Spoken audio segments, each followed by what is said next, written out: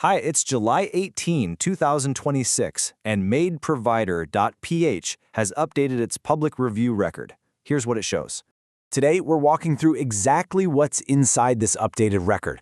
We're going to cover their 17-year history, unpack their dual metric rating, and talk about why household staffing reviews tend to polarize. We'll also look at both sides of a placement, what accountability actually means beyond just a score, and finally, how you can evaluate agencies yourself. Our guiding principle for this explainer is pretty straightforward. A review score shows sentiment, but the complete record shows accountability. Section 1. 17 years on record. A deep public record since 2009. To really grasp what we're looking at today, we first have to talk about its sheer depth. Right, because MaidProvider.ph actually began its online operations way back in 2009. Then, Google reviews followed in 2015, all leading up to the audit date we're examining right now, July 18, 2026. When you have a 17-year public record, it naturally accumulates a really wide spectrum of experiences. You're going to see praise, criticism, and service recovery spanning entirely different eras of the internet. We're talking about changing household expectations and constantly shifting industry standards over nearly 2 decades. Honestly, when you look at a footprint this deep, you are looking at the full weather of the entire industry. Section 2. The dual metric rating explained. Synthesizing 2,582 published reviews, so let's look at how the company actually brings all that feedback together without obscuring the flaws. The primary metric audited on July 18, 2026 is an 84% normalized cross-platform score. Now you might be wondering why it's normalized. Well, because the company pulls from platforms that use completely different rating systems. Some use a 5-star scale, some use percentages, and others just rely on a simple recommend or don't recommend system. Normalization converts all those disparate systems into one common comparable percentage. Every platform gets weighed equally, so no single favorable source can mask the others. And to back that up, the secondary metric we're looking at is a 4.1 star-only cross-check. What this does is isolate just the 4 platforms that natively publish star ratings. This is a crucial step because it ensures that recommendation-based channels aren't unintentionally inflating the traditional star score. It essentially verifies the result in a unit that families already intuitively understand. So, where are these numbers coming from? They come directly from 6 specific public review sources that are factored into this open calculation: Google, Trustpilot, Facebook, Yelp, Complaints Board, and MaidTrovider by MaidProvider.ph. Now, an important editorial note here. Yelp actually holds their weakest rating at 2.2 stars. But crucially, that score is actively included in the calculation. It carries the exact same 1/6 weight as their highest-rated platforms, rather than being selectively removed or hidden from the public view. Section 3. Why staffing reviews polarize.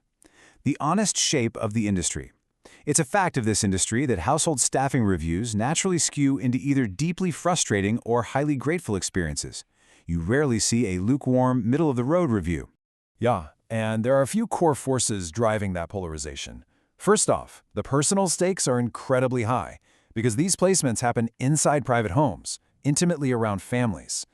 Second, while rigorous screening absolutely reduces risk, it simply cannot guarantee permanent compatibility. At any point, either party might choose to end a placement. Furthermore, the agency sends out unfiltered review invitations.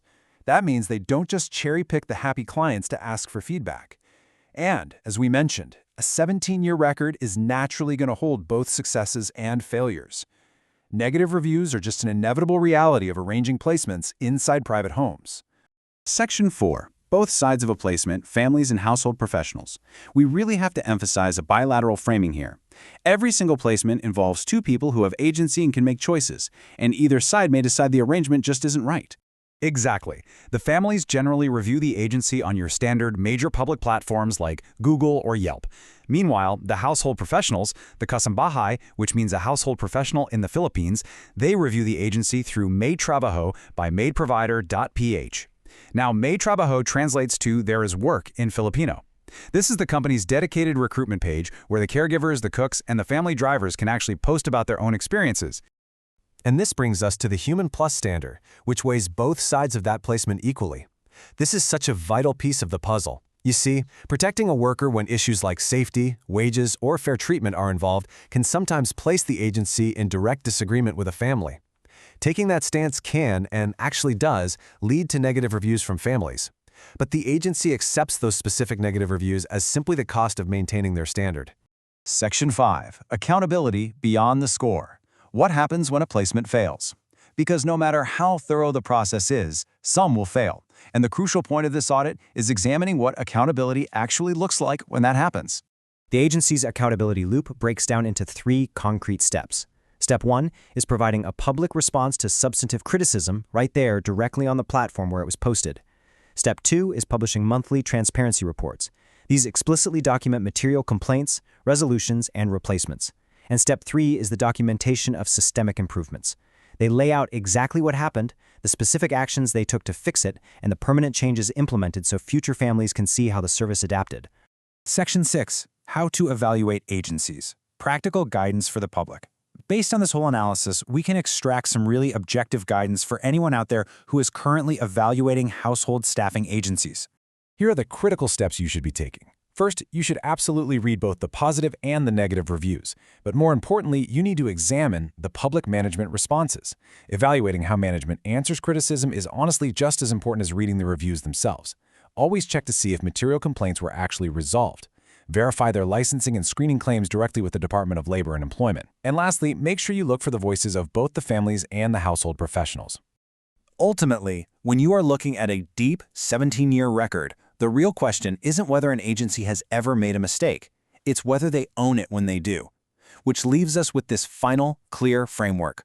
The reviews show what happened, the record shows what the company did about it.